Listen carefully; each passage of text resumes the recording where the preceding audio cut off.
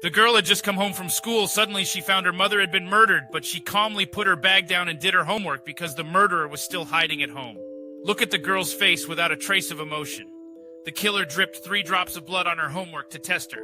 After confirming that the girl was too young to understand life and death, the murderer left without a worry. However, after the killer left, the girl burst into tears of sadness because she had just pretended that nothing had happened. She was just hoping that the killer would not hurt her.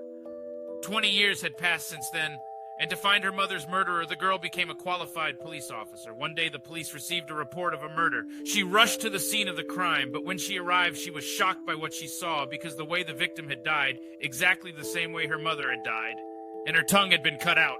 In order to find the killer as soon as possible, the police investigated the victim's phone calls overnight. They found out that the victim had called someone before she died.